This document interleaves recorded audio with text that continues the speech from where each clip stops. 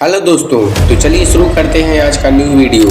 आज के वीडियो में हम जानेंगे कि आखिर क्यों ईरान और पाकिस्तान आपस में लड़ने के लिए आमादा हो रहे हैं और अगर इनके बीच युद्ध होता है तो कौन सा देश युद्ध जीत जाएगा और ईरान और पाकिस्तान के बीच बचे इन अंगारों में भारत अपनी रोटियां कैसे सेक सकता है। तो चलिए शुरू करते हैं।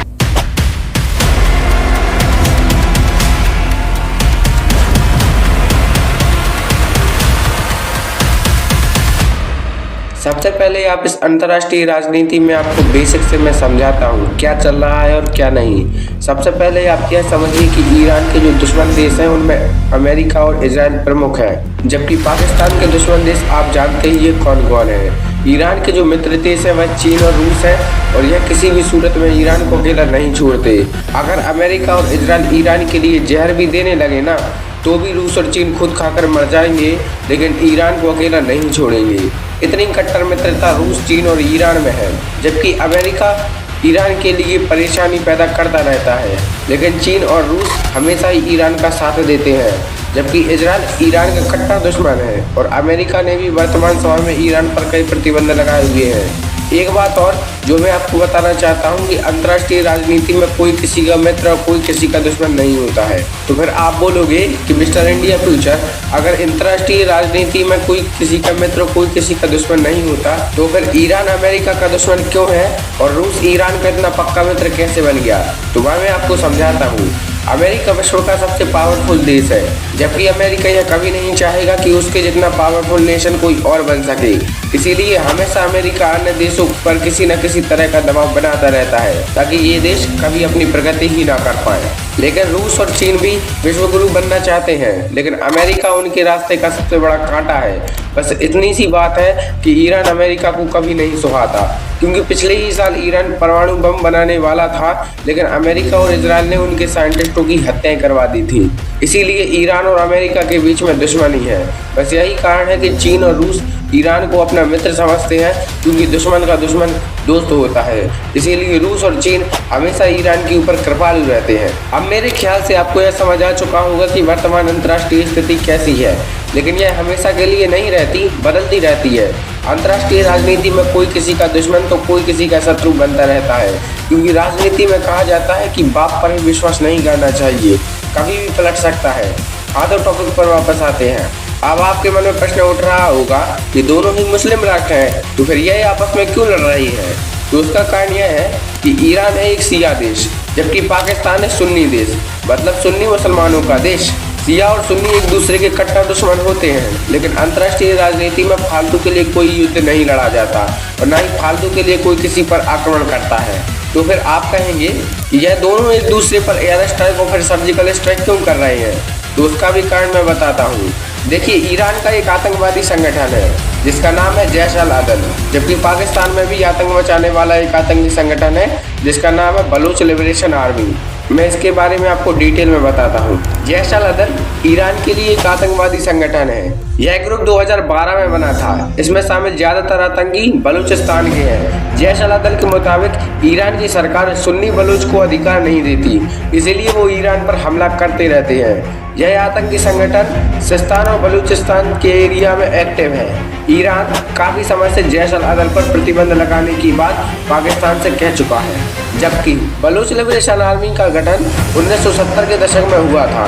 पाकिस्तान, ब्रिटेन और अमेरिका इसे आतंकवादी संगठन मानते हैं। बलूचिस्तान के नागरिक 1947-48 से ही खुद को एक स्वतंत्र राष्ट्र मानते हैं। वो पाकिस्तान को अपना राष्ट्र नहीं मानते हैं, क्योंकि पाकिस्तान उनके नागरिकों के साथ दोहरा व्यवहार करता है। 1973 में जुल्फ़िकार अली भुट्टो ने भारत, इराक और अफगानिस्तान और सोवियत संघ पर यह आरोप लगाया था कि ये देश बलूच लिबरेशन आर्मी को सपोर्ट करते हैं। अब यहाँ पर समस्या यह हो गई है कि जैश अल अदल आतंकी पाकिस्तान में शरण लेकर बैठे हुए हैं, जबकि बलूच लिबरेशन आर्मी के आतंकवादी ईरान में शरण लेकर बैठे हुए हैं। करीब 3 साल पहले ही ईरान पाकिस्तान को सचेत कर चुका है कि आप हमारे आतंकवादियों को शरण देना बंद कर दें, लेकिन पाकिस्तान तो खुद आतंकवादियों का अड्डा है, तो वह कैसे ईरान की बात मान लेता? और इसीलिए पाकिस्तान ने इस बात को नज़रअंदाज कर दिया। बस यहीं पर पाकिस्तान की सबसे बड़ी भूल साबित हुई। अब ईरान अपनी बात रखते रखते थक चुका है, लेकिन पाकिस्तान तो चीन की सेवा में व्यस्त था, इसीलिए ईरान ने पाकिस्तान पर हमला करने का मन बना लिया और आखिरकार 16 दिसंबर 2023 की शाम को ईरान ने पाकिस्तान पर एयर स्ट्राइक कर दी, जिसमें ईरान ने जैश-अल-अदल के आतंकी ठिकानों पर हमला कर दिया, जिसमें कई आतंकवादी मारे गए। इस हमले के बाद पाकिस्तानी मीडिया में हड़कंप मच गया और पाकिस्तानी मीडिया ने इसे पाकिस्तान की हार के रूप में बताया। इसीलिए पाकिस्तान भी कहां मानने वाला था। तो ईरानी एयर स्ट्राइक के बाद पाकिस्तानी एयरफोर्स ने 24 घंटे में ईरान पर हवाई हमले किए। पाकिस्तान ने ईरान पर चलाए हुए इस हवाई हमले को मार्गबार सरमनाचर नाम दिया। पाकिस्तान के विदेश मंत्रालय ने बताया कि ऑपरेशन के तहत ईरान में बलूच लिबरेशन आर्मी के 60 ठिकानों पर हवाई हमले किए गए। इस दौरान कई आतंकवादियों को मार गिराया गया और एयर स्ट्राइक ईरान की सीमा में 48 किलोमीटर अंदर घुसकर की गई थी। पाकिस्तान की फौज ने बताया था कि हमले के लिए किलर ड्रोन्स, रॉकेट, गोले, बारूद और कई तरह के दूसरे हथियारों का इस्तेमाल किया गया था। इन एयर स्ट्राइकों की वजह से अंतर्राष्ट्रीय माहौल गर्मा गया है। अब लोग कह रहे हैं कि ईरान और पाकिस्तान में युद्ध हो सकता है। हम भारतवासी तो कब से आंखें बिछाकर बैठे हुए हैं कि कब ईरान और पाकिस्तान में युद्ध हो और कब पाकिस्तान भिखारी से नंगा बन जाए। लेकिन आपको एक बात जानकर हैरानी होगी कि पाकिस्तान की सेना ईरानी सेना से ज्यादा ताकतवर है और ईरान के पास तो परमाणु बम भी नहीं है। हालांकि पाकिस्तान भी इतनी छोटी छोटी बातों के लिए ईरान पर परमाणु बम नहीं फेंकेगा, लेकिन दो देशों के बीच युद्ध का प्रभाव संपूर्ण विश्व पर भी पड़ता है। ईरान में हमारे कई स्टूडेंट्स हैं और कई लोग ईरान में भारत के लिए नौकरी करने के लिए भी जाते हैं। अगर ईरान और पाकिस्तान में युद्ध होता है तो इन लोगों को भारत लौटना पड़ेगा और एक तो हम वैसे ही बेरोजगारी की समस्या से जूझ रहे हैं और इतने लाखों की संख्या में जब बेरोजगार आएंगे तब हमारे लिए भी विकट स्थिति सामने आ सकती है। लेकिन हमें एक जगह से बहुत बड़ा फायदा भी होगा। अगर ईरान और पाकिस्तान में युद्ध हो जाता है तो पाकिस्तानी सेना ईरानी बॉर्डर पर अपने बहुत सारे सैनिकों को भेजेगी, जिससे पाकिस्तान भारतीय सीमा पर ज्यादा सैनिकों को नहीं रख सकेगा और हमारे पास एक मौका होगा कि हम एक छोटा सा आक्रमण करके पीओके को भारत में मिला लें। लेकिन फिर आप बोलोगे कि ईरान और पाकिस्तान के युद्ध में अगर हमने युद्ध शुरू कर दिया तो फिर हमारे लिए भी परेशानी पैदा हो जाएगी।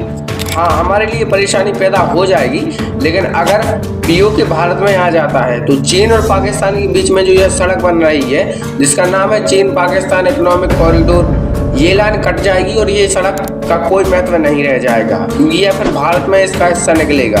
इस सड़क को चीन इसीलिए बना रहा है कि अगर कल को भारत और चीन में युद्ध हो जाता है तो भारत उसके व्यापार को अंडमान और निकोबार द्वीप समूह की वजह से रोक देगा, तो चीन यहाँ से निकलकर दूसरे देशों में व्यापार कर सकेगा। लेकिन अगर यह सड़क कट जाती है तो इसकी वजह से भविष्य में अगर चीन के खिलाफ हमारा युद्ध होता है तो चीन को बचने की कोई जगह नहीं मिलेगी। इसी तरह अगर भारत और पाकिस्तान के बीच युद्ध होता है तो चीन पाकिस्तान के लिए भी कोई सपोर्ट नहीं कर पाएगा। इसीलिए पीओके भारत में मिलना बहुत जरूरी हो जाता है। लेकिन अगर युद्ध नहीं होता है तब क्या करेंगे? देखिए, अगर युद्ध नहीं होता है तब भी हम फायदे में ही रहेंगे, क्योंकि ईरान में जो लोग रहेंगे वह भारत नहीं आएंगे। हमारे भारतीय लोग वहां से पैसे हमारे लिए भेजते रहेंगे। लेकिन हमें पाकिस्तान को तब तक निचोड़ना है जब तक पाकिस्तान पूरी तरीके से इस दुनिया से खत्म नहीं हो जाता।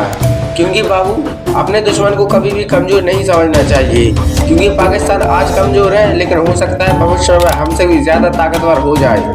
अब यहाँ पर कुछ लोग मेरी इस बात का मजाक उड़ाएंगे, लेकिन भाई मैं आपको यह बताना चाहता हूँ कि 1991 में हम पाकिस्तान से भी ज्यादा गरीब थे। उस समय पर पाकिस्तान ने यह कभी नहीं सोचा होगा कि भारत कभी इतना विकसित हो जाएगा कि वह पाकिस्तान को भी बीट करके आगे निकल जाएगा। और 1991 की स्थिति कितनी खतरनाक थी और आज की स्थिति देखिए, आज पाकिस्तान हमारे सामने कुछ भी नहीं है। उस पर हमले करते रहना चाहिए। इसीलिए चाणक्य ने कहा था कि जब दुश्मन कमजोर हो जाए तब उस पर हमला करने का सबसे अच्छा समय होता है।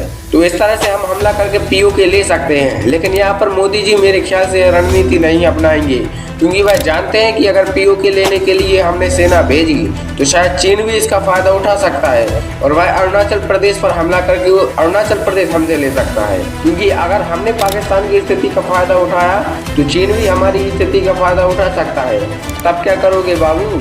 तब हम यह करेंगे कि हम हमला ही नहीं करेंगे। मेरे गुरु शक्नु ने इस परिस्थिति में एक बात कही है कि जब दुश्मन पर हमला तब तक नहीं करो जब तक दुश्मन की टांगें पूरी तरीके से टूट ना जाए, हाथ उसके शरीर से उखड़ ना जाए और आंखों से वह अंधा ना हो जाए।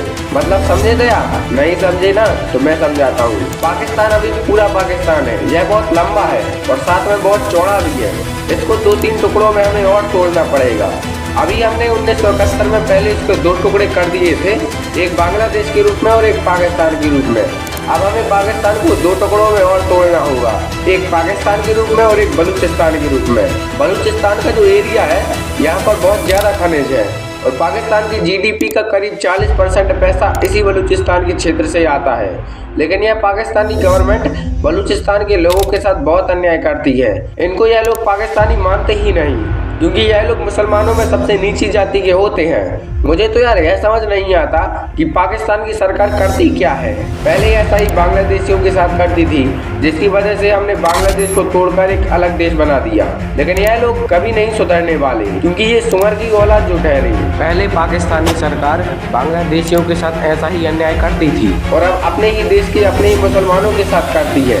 चलो छोड़ो, दुश्मन की कमजोरियों का फायदा उठाना सीखो, दुश्मन की कमजोरियों को गिनाना नहीं सीखना चाहिए। हाँ, तो मेरे ख्याल से अगर ईरान और पाकिस्तान के बीच शांति समझौता हो जाता है तो ईरान बलूच लिबरेशन आर्मी पर बैन लगा देगा और पाकिस्तान जैश-अल-अदल पर बैन लगा देगा। हमें कोई फायदा नहीं होगा। इसीलिए बलूच लिबरेशन आर्मी के जवानों को हमें भारत में बुलाना चाहिए और इन्हें भारत में शरण देकर और ताकतवर बनाना चाहिए। और फिर बाद में यह बलूच लिबरेशन आर्मी के जवान ही पाकिस्तान में घुसकर वहां पर तांडव मचा देंगे, क्योंकि अगर बलूचिस्तान पाकिस्तान से अलग हो जाता है तो पाकिस्तान नेपाल की तरह कमजोर हो जाएगा और फिर हमारा केवल एकमात्र दुश्मन बचेगा और वह है चीन। हालांकि वर्तमान में पाकिस्तान हमें किसी भी क्षेत्र में नहीं हरा सकता, लेकिन भरोसा नहीं है। आज यह हमसे कमजोर है, लेकिन हो सकता है भविष्य में यह हमसे भी ज्यादा ताकतवर हो जाए। इसके अलावा हो सकता है कि कल को पाकिस्तान और चीन दोनों मिलकर हम पर हमला कर दें। तब मोदी जी आप बैठे रहना और सोचते रहना कि पाकिस्तान और चीन से कैसे निपटा जाए। पाकिस्तान को बर्बाद करने का एक और उपाय है। हमारे यहाँ से पाकिस्तान को पानी जाता है, करीब 90% पानी की सप्लाई पाकिस्तान को भारत ही करता है और वह सिंधु नदी के माध्यम से पानी पाकिस्तान में जाता है। अगर हम सिंधु नदी पर बड़े बड़े बांधों का निर्माण कर दें तब पाकिस्तान बौखला जाएगा, क्योंकि जब वर्षा होगी तब उस समय पर हम उन पूरे बांधों को खोलकर पाकिस्तान को बाढ़ में डुबा देंगे और जब गर्मी आएगी तब हम उन पूरे बांधों को बंद करके पाकिस्तान में सूखा पैदा कर सकते हैं। इसके अलावा और भी कई सारे उपाय हैं पाकिस्तान को बर्बाद करने के, वो हम नेक्स्ट वीडियो में चर्चा करेंगे। मिलेंगे एक और नए वीडियो के साथ, करेंगे किसी और न्यूज़ का पोस्टमार्टम। तब तक के लिए जय हिंद।